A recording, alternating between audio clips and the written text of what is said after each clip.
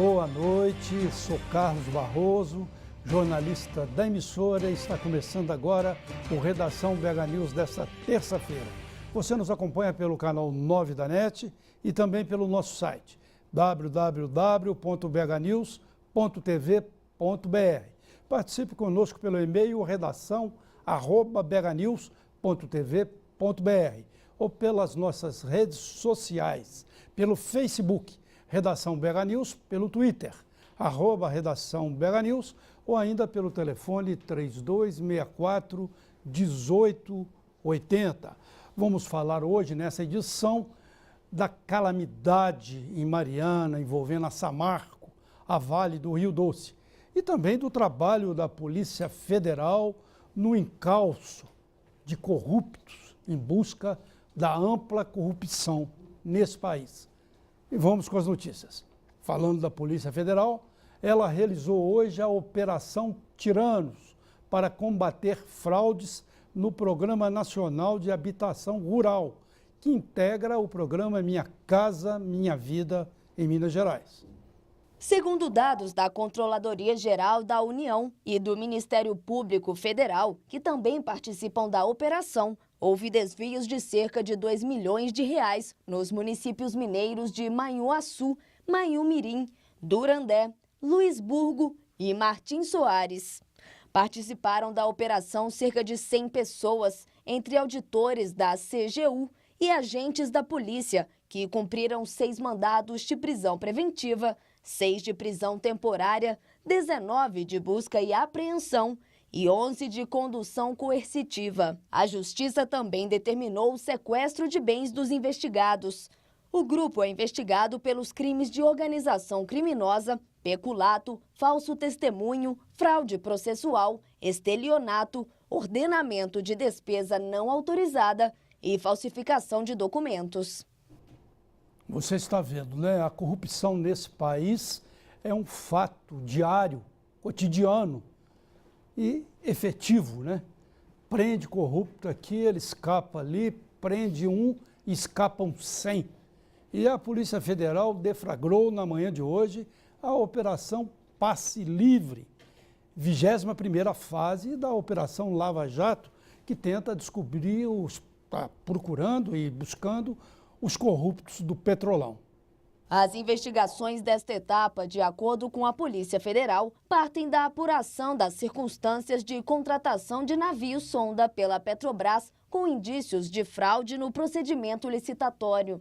O empresário José Carlos Bunlai, amigo do ex-presidente Lula, foi preso preventivamente em Brasília. O pecuarista estava na capital federal, pois prestaria depoimento à CPI do BNDES. Bunlai será levado para a Superintendência da Polícia Federal em Curitiba.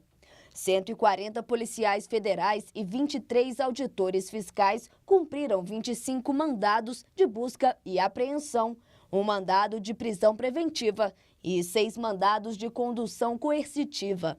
A defesa do pecuarista disse que desconhece a prisão de Bunlai. Olha, os lulistas, o pessoal do Lula, estão nas redes sociais protestando, afirmando que se esse empresário que foi preso é amigo do Lula, sai em toda a imprensa.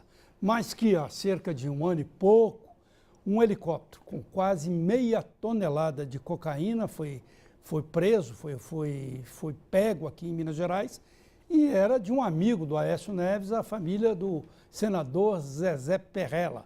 Estou dizendo um helicóptero, não a cocaína, porque isso não existe prova sobre isso. E que ninguém falou, a imprensa não falou que se tratava de um amigo de Aécio.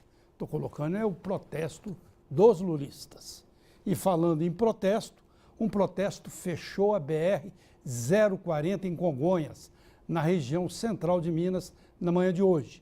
De acordo com a Polícia Rodoviária Federal, manifestantes querem a instalação de um quebra-molas no quilômetro 618 da rodovia.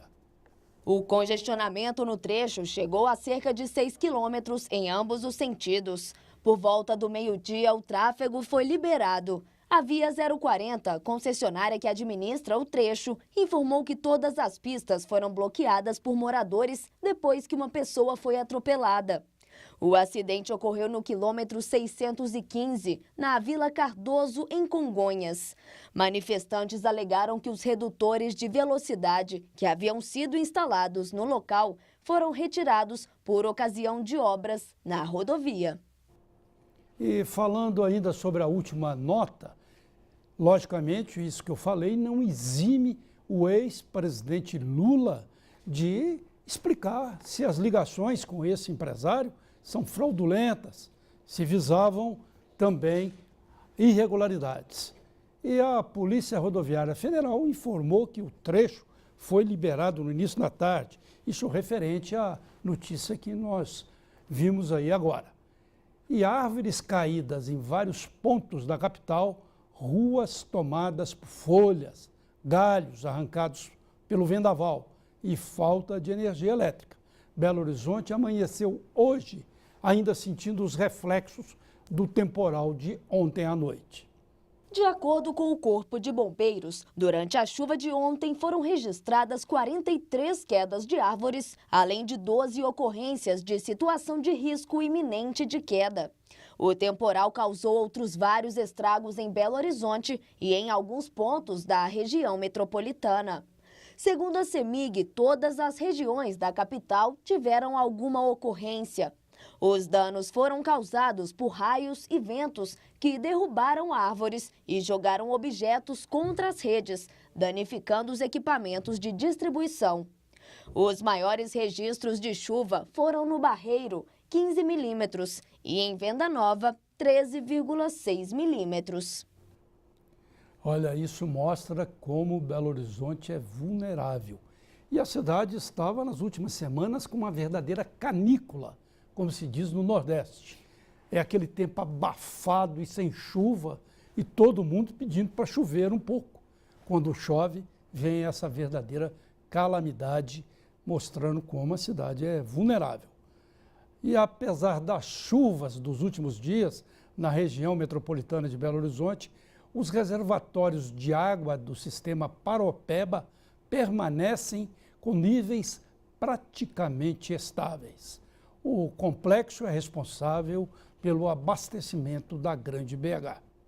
Segundo a Copasa, o volume do sistema se encontra com 21,2% da capacidade, índice que se mantém quase inalterado nos últimos 30 dias.